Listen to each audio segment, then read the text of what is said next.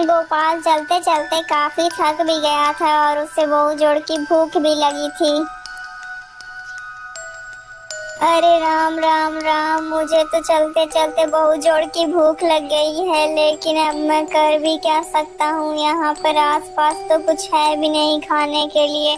अब मुझे लगता है आसपास ही चलकर कुछ ढूंढना चाहिए खाने के लिए। हो सकता है कि कुछ खाने को मिल जाए। इतना सोचकर गोपाल खाना ढूंढने लगता है। काफी देर तक उसे इधर उधर भटकने के बाद एक पेड़ दिखाई देता है जिसमें ढेर सारे आम लगे हुए थे। अरे इसमें तो कितने सारे आम लगे हुए हैं, मैं जल्दी से कुछ आम तोड़ लेता हूँ। गोपाल फिर जल्दी से जमीन पर पड़े हुए एक पत्थर को उठाता है और जैसे ही पत्थर को फेंकने जाता है तब वो सारे आम गायब हो जाते हैं। यह देखकर गोपाल आश्चर्य में पड़ जाता है। अरे ये क्या हुआ, अचानक से वो सारे आम कहाँ गायब हो गए। पुत्र, तुम इस पेड़ के आम ऐसे नहीं खा पाओगे। अरे ये किसकी आवाज है, आसपास तो मुझे कोई भी नहीं दिखाई दे रहा है। पुत्र, मैं तो तुम्हारे सामने ही खड़ा हूँ, मैं एक पेड़ हूँ, लेकिन क्यों पेड़ मैं तुम्हारे फल क्यों नहीं खा सकता। बेटा, हम लोगों ने बहुत कष्ट सहा है, जैसे कि तुम लोगों को हमने बहुत सारे मीठे मीठे फल खिलाए हैं। हम लोगों ने इतनी धूप में, कड़कती धूप में खड़ा रहा है, तुम लोगों को फल खिलाया, छाया में बिठाया है, लेकिन बदले में तुम सब इंसानों ने मेरे साथ क्या किया। बदले में तुम लोगों ने मेरे सारे पेड़ काट दिए दोस्तों को, जिसकी वजह से इतनी कड़कती धूप पड़ रही है और जल का निरंतर स्तर भी घटता जा रहा है, जिसकी वजह से अब हम पेड़ों को भी पर्याप्त जल नहीं मिल पा रहा है और जिसकी वजह से धरती पर एक बूंद भी पानी नहीं रहेगा और पूरे पानी सूख जाएगा, हम लोगों को भी पानी नहीं मिल पाएगा। और जिस तरीके से मनुष्य पेड़ को, एक पेड़ को काट रहे हैं, उसी तरीके से एक पेड़ की जगह दो पेड़ लगाएंगे तब सही रहेगा, तभी यह पृथ्वी सुरक्षित रह सकता है। लेकिन आप ही बोलिए, मैं इसके लिए क्या कर सकता हूँ। पुत्र, मैं तो सारे व्यक्ति के पास यह सब जाकर नहीं बता सकता, इसीलिए ईश्वर ने तुम्हें दो पैर दिए हैं। तुम तो जाकर कह सकते हो ना सारे मनुष्यों को। यदि तुम ऐसा करने के लिए तैयार हो तभी मैं तुम्हें फल खिला सकता हूँ। हाँ हाँ ठीक है पेड़, मैं ये सब बातों को सबके सामने जरूर पहुँचाऊंगा। गोपाल की बातों को सुनकर वह पेड़ बहुत ही ज्यादा खुश हो जाता है और अपने पेड़ से कुछ फलों को नीचे गिरा देता है। गोपाल फिर तुरंत ही उन फलों को उठाता है और खाने लगता है। फलों को खाकर गोपाल आगे बढ़ता है।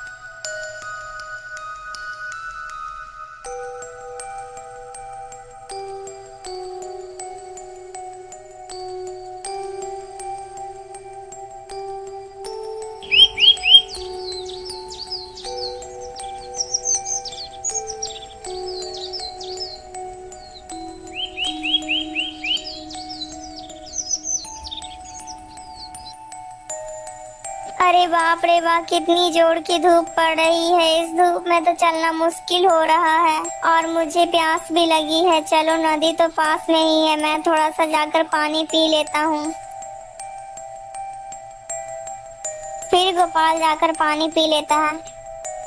ओहो, पानी पीकर तो जैसे शरीर का पूरा थकान दूर हो जाता है। अरे ये क्या, पानी के भीतर ये क्या है जो इतना चमक रहा है।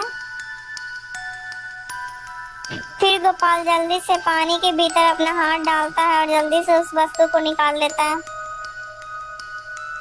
अरे ये तो सोना है, लेकिन इस नदी के भीतर यह सोना आया कहाँ से। वह नदी देवगिरी की पहाड़ियों से होकर गुजरती थी, जिसके कारण उस नदी में कभी कभार सोना आ जाता था। तो इसका मतलब कि यह नदी देवगिरी पहाड़ियों से होकर आती है। तो चलो, मैं जल्दी से गुफा के पास चलता हूँ।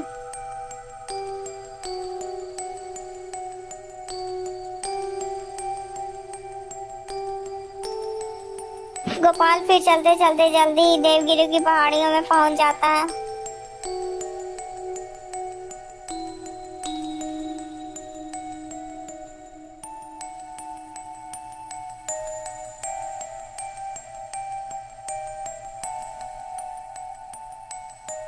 मैं इस गुफा के भीतर तो आ गया, लेकिन मुझे तो खजाने का कुछ पता ही नहीं है कि वो खजाना किधर है।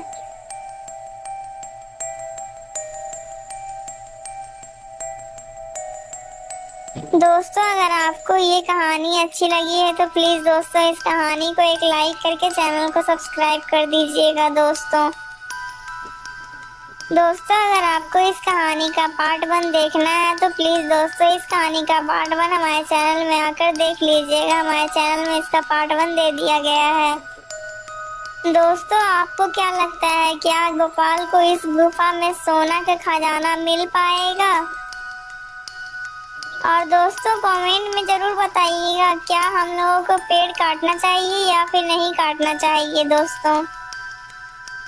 और दोस्तों, क्या गोपाल ने सही कहा? पेड़ को मदद करने के लिए क्या गोपाल का सही निर्णय है ये दोस्तों अगर आपको इस कहानी से कोई शिक्षा मिली है तो कमेंट में जरूर बताइएगा दोस्तों कि आपको इस कहानी से क्या शिक्षा मिली है। दोस्तों इस कहानी का पार्ट 3 भी जल्दी आएगा दोस्तों, इसीलिए हमारे चैनल के साथ जुड़े रहिए ताकि इसका पार्ट 3 भी जल्दी देख पाएं आप लोग।